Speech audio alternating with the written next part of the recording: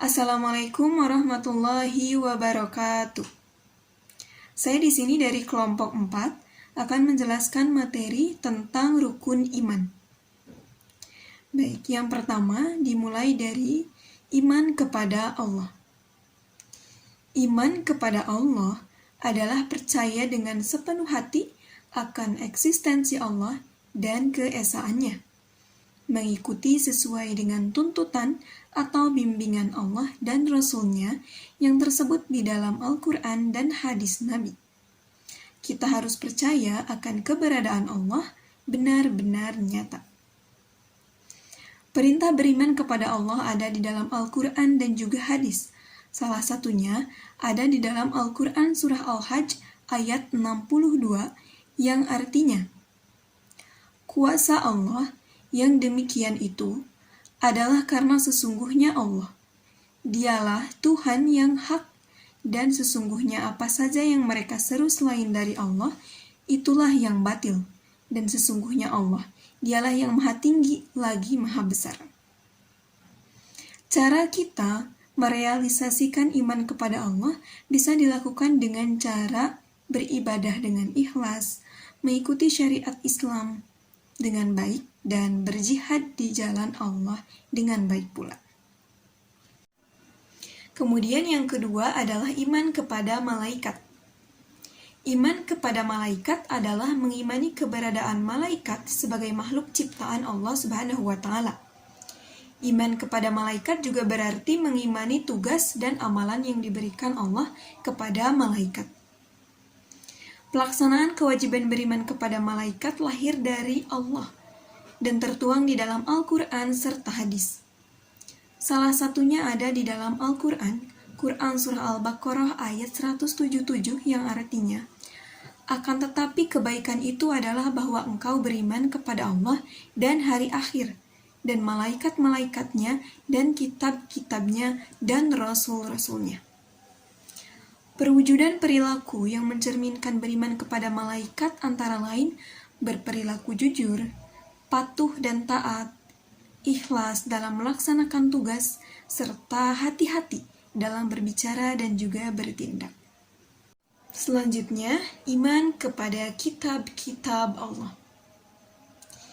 Keimanan kepada kitab suci Allah itu merupakan rukun iman yang ketiga. Setiap muslim wajib beriman bahwa Allah Subhanahu wa Ta'ala telah menurunkan kitab-kitab suci kepada para rasulnya sebagai petunjuk bagi umat manusia. Perintah beriman kepada kitab Allah tercantum di dalam Quran surah An-Nisa ayat 136 yang artinya, wahai orang-orang yang beriman, tetaplah beriman kepada Allah dan Rasul-Nya Muhammad, dan kepada kitab Al-Quran yang diturunkan kepada Rasul-Nya, serta kitab yang diturunkan sebelumnya. Barang siapa ingkar kepada Allah, malaikat-malaikatnya, kitab-kitabnya, rasul-rasulnya, dan hari kemudian, maka sungguh ia telah tersesat sangat jauh. Cara menerapkannya adalah dengan membaca Al-Quran, mengamalkannya, serta mengajarkannya kepada orang lain. Yang keempat adalah iman kepada Rasul Allah, yang berarti mempercayai bahwa Allah mengutus Rasul-Rasulnya untuk menjadi contoh dan teladan bagi manusia. Allah Subhanahu wa Ta'ala berfirman dalam Quran Surat Al-Fat ayat 13 yang artinya, barang siapa tidak beriman kepada Allah dan Rasul-Nya, maka sesungguhnya kami telah menyediakan untuk orang kafir itu neraka yang menyala-nyala. Untuk menerapkan iman kepada Rasul, bisa kita lakukan dengan cara selalu berperilaku jujur, melaksanakan amanah dari orang tua, berusaha sekuat tenaga, dan juga gemar menuntut ilmu pengetahuan. Lanjut, yang kelima yaitu iman kepada hari akhir atau hari kiamat. Umat muslim wajib untuk mengimani hal tersebut. Hari akhir pasti datang dan dialami oleh semua umat manusia. Allah Subhanahu wa Ta'ala berfirman yang artinya, dan sungguh hari kiamat itu pasti datang, tidak ada keraguan padanya, dan sungguh Allah akan membangkitkan siapapun yang ada di dalam kubur. Orang yang mempercayai adanya hari akhir akan menampakkan perilaku yang dapat dipertanggungjawabkan. Perilaku orang beriman kepada hari akhir antara lain menjaga pikiran, sikap, dan perilaku dari akhlak tercela seperti suudzon, hasad, dan juga dendam.